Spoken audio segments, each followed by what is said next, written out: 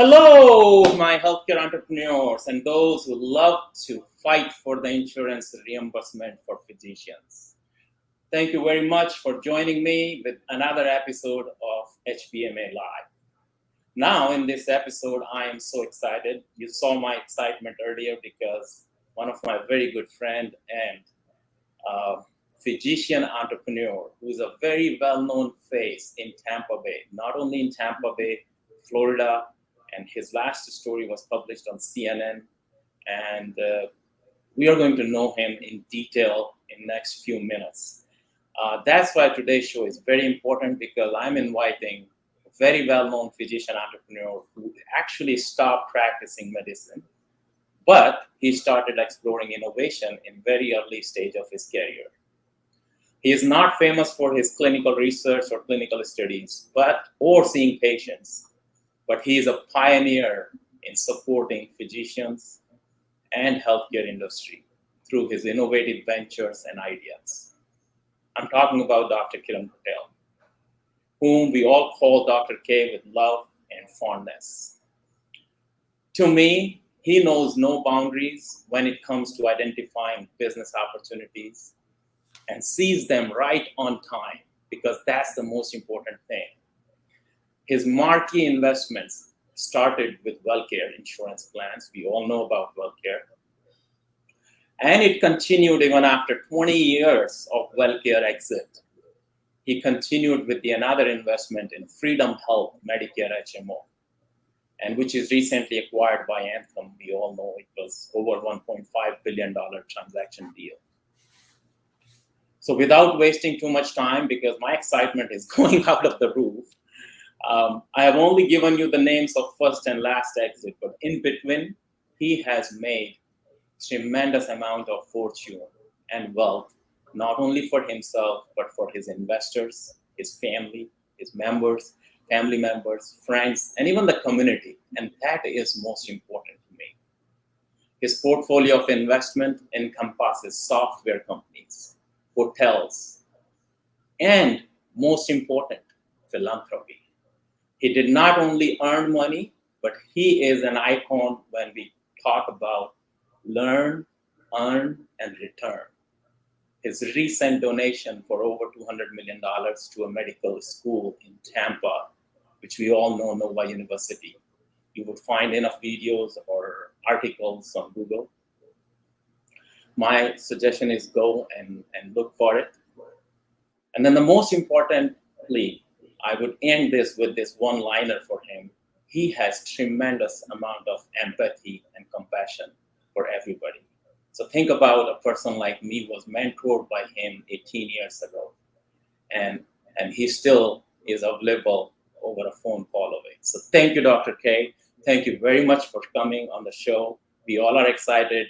A lot of people are watching you. They're going to take inspiration from you after today's show. Thank you very much. It is a great pleasure for me to knowing you in person, and I want to welcome you to HBMA community.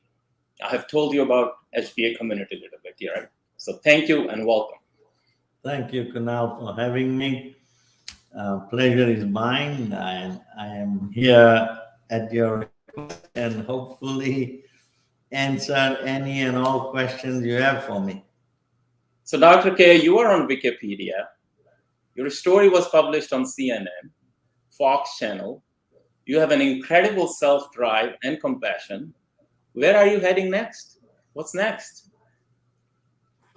See, I believe every human being, every living person has a mission and purpose in life.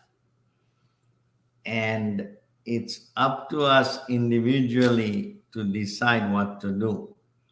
I will tell you this, that nobody gets up in the morning thinking what bad acts he is going to do. Everybody's vision is, what are the good things I can do today? In my case, I've been very blessed and fortunate. I think, although I get this question many a times, for right or wrong reasons, people say, you have so much money, why are you still doing one deal after the other. Yes. And my answer to that is very simple. God has given everybody a ability to do things. Now, because of my business skills, today I will be employing several thousand people globally. To me, that's a contribution I am making. You can imagine that each person employed will have 2 to 5 dependents. And then you can see the multiplier effect I have. Along with that, the schools, the colleges, today from Patel College of Medicine, as of today, 600 doctors graduate per year. By next year, it's going to be about 800 doctors, and very soon 1,000. Now, So what was the motivation behind setting up a medical school? Were you not satisfied with the education you received? I think it's not now, if you think about it, when somebody asks what is the best gift you can give to anybody, I believe it is education. Right. But parallel to education would be health. Right. So I don't know which one is more important, good health or good education. All right. Right. But in case of the medical education, you are doing the gift in a manner that you are educating somebody and you are making other people healthy. So today, if you think about 1,000 doctors, each one touching 50 lives a day, Right. that's 50,000 lives a day. Correct. And now you multiply that, each doctor's lifespan will be 40, 50 years. Right. So multiply that by 50,000 That's a grand doctors. vision. That's a very, very grand vision what you saw. Oh my God, that's amazing. So, I've never seen this kind of logic and explanation. This is fantastic. Now, let me ask you. Okay, yeah, go ahead, finish. the Impact you were talking about. whatever you do has to have an impact, and this impact is unbelievable. Right. So you started your journey by buying a struggling insurance company at that time. I'm talking about 30 years ago. And at that time, like a lot of people moved from India to United States, and especially in Tampa, Florida. You were able to sell your idea successfully to a few of your physician friends. And that became your marquee investment, as well as a marquee benchmark in your career.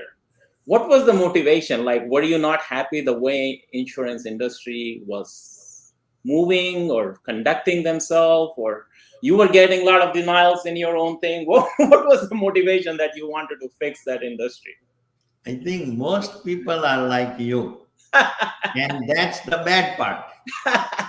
Okay, so when I came to this country in 80s, majority of the doctors' offices policy was look for an insurance card first, then treat the patient. That's right. My philosophy was 180 degrees from that. Take care of the patient first and then worry about the insurance. Fantastic. So when I was doing that in the 80s, when the HMO concept first came, at that time, no mainstream physicians wanted to take care of an HMO patient. Right. It is still the same case. People are still... No, nowadays everybody is jumping to insurance business. You will not find a single practice without HMO. Yeah, okay. Mostly primary capitation, primary doctor. Any physician, any consultant, anybody, unless they have been excluded by the insurance company, they will all be part of an HMO. Correct. But let me come to the main point. that at a point when nobody wanted those patients, I was taking care of the patients. Now, contrary to your assumption, and I am very much of the opinion that you do the right things for right reasons and the right result will follow. I love that phrase of yours. I love that. I have did heard not- it. Yeah. Yeah. This is a fantastic lesson. Yes. I did not go into insurance business to make money. I saw an opportunity where some population was not being taken Sure. care of. That's right. And in those early days, I had 28 locations throughout Hillsborough County. Oh, I know you were working, like at one interview, you said you were working 15, 16 hours a day, and your mind was still active to think about investing into some other opportunity. So I don't know how you were doing it. So again, in my early days, up until 2002, up until 1990 or so, Mhm. I was never, 1998 or so, Mhm. I was practicing physician, Right, practicing cardiology, right. and I had healthcare insurance company that I started. Right. So it was not like I was doing many businesses, But but I Dr. Dave, that was totally a different time. Don't you think now, after 30 years, medicine has changed, the landscape has completely overturned? We were at that time, we were talking about like touching the patients, holding their hands, listening them. Now with artificial intelligence, EMR, mobile computing, all of those things are gone. Don't you think so? How do you see this whole thing going? I disagree with you on many points, and even here I will challenge your assumptions. Yes, things have changed because of corporate medicine. Corporate medicine. Okay, you're talking Okay? about it. And to me, the most bad thing that is happening is everything is based on revenue generation. Okay, everything is linked with financial reimbursement.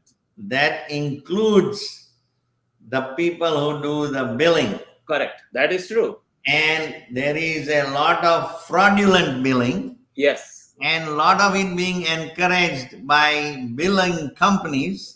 I Okay? hope not our group. No, I am telling you the truth. Well, people make mistakes. There's insurance for So that. what you are trying to do is try and find codes and this and that. So I don't want To to go into maximize the that. reimbursement. To To maximize the me, reimbursement. Yeah. what I am telling you, that when you guys and every physician has moved away from taking care of patients to looking at revenue, the day you do that, you are finished. No, you are absolutely right, Dr. K. You are absolutely right. But you know what? The way Medicare is moving from quantity to quality these days. So they are also promoting, even the HMOs are becoming so critical these days. It's very difficult to get reimbursement unless you supply your medical records, you take authorizations. All of this is becoming very complex. Let me tell you one thing. You are not with the time today. And in your billing agency, and I challenge everybody that are listening, they rarely have to do that. 98% of the claims, I guarantee you, 98% are being paid automatically. All right? No, and let your audience survey and show me the question that I am, and bring me proof. Oh, we have people. I'm challenging all your listeners. Okay, guys, ask question. This is the time Dr. K challenging us. Ask question. He's saying 98% claims are being paid. I guarantee you that. Now, you have to also understand Right. that it takes two to tango. There are unethical practices, there is unethical billing, there are unethical procedures. So let's not go onto the economics. Correct. What I will tell you is this in a very simple language. The care you receive depends on the ethics and morality of your doctor. Here you go. So, At least you saved us. when you start going into revenues and how to make revenues and do this, you have to look at both sides. When you do unnecessary testing, and when these procedures were put in place is because physicians started abusing the power that was there. Okay? And you have to understand that when you do unnecessary procedures, it's the patient who is suffering. Okay? So I don't want to go into this type of a subject because it's sensitive.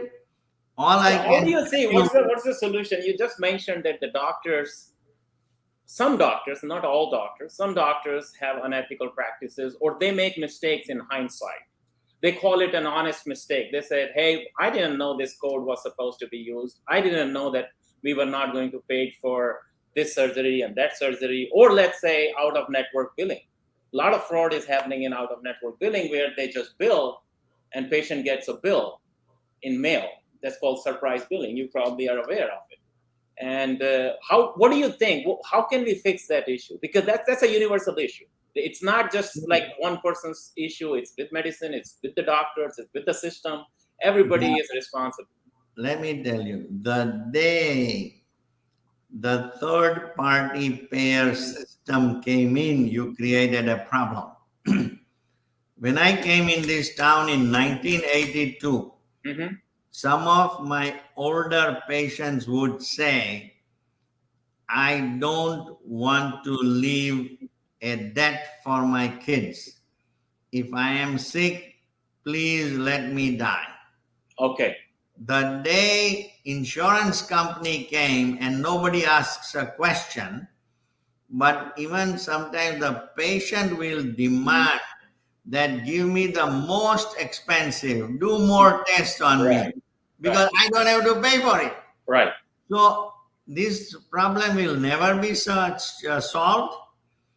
And as long as there is no individual responsibility, right, both from the physician and the patient, this will continue. Right. And when the billing companies or billing department of a doctor's office is trying to mine to find a better reimbursement, I think it's a problem. That is a problem. You said that it needs to be regulated in a way. No, that, it's not regulated. It's just a mindset. We have to come up with more ethical way of doing the business. Exactly. You have to look at this thing right or wrong. Correct. And but from a humane perspective, from compassion, humane perspective, the greed is a human nature, and nothing will change. There will be 80 to 90% of the population will be doing things right. Correct. But it is that small minority that creates a problem. So let me ask you this. You have a lot of investors who come, they want to co-invest with you because they have seen a galaxy of successes in the past. They have made tons of money. Like you said you are not too much concerned about the money part. You are not too much. How were you able to convince these investors to come and jump on the bandwagon with you if you don't show them money? Because that's how the investing world works, right? In my view, like in my, conservative. Again, Kunal, your mind is only looking dollars and cents. Well, that's what I'm talking about. People, investment. Let me tell you one thing. This is what my dad. I want to listen. Yeah, that is story. Your dad's story. I say that don't chase money. Let money chase you. That's perfect. Now, coming to your point, I never gone out to ask anybody to invest. Right. Right? No, I see that. But they come. They come forward. Let me first finish. Mm-hmm.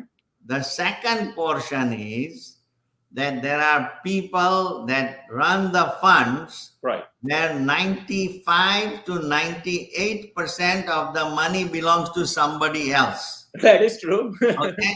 Yeah. In my case, 100% of the money is mine before I take anybody's money. Right. And I don't take anybody's money until I am sure that it's going to be a success. So you put larger money on a stake of your own, which we agree. We understand it. That's okay. But still, my question is 80% money is yours, let's say. 20% money comes from family, friends, investors, community. And it's not that you are going to ask them. It's just because they have seen it and you are generous enough to have them participate in the round. My question is, how do you deal with that situation? Because 90% of those people may not agree what you say, but they would put the money because they are seeing the return. You understand? I mean, what I'm saying? It's just those people. You just say no to them? Generically, population has your mindset. Right. Okay. What I am trying to tell you is I have had no problems. Right.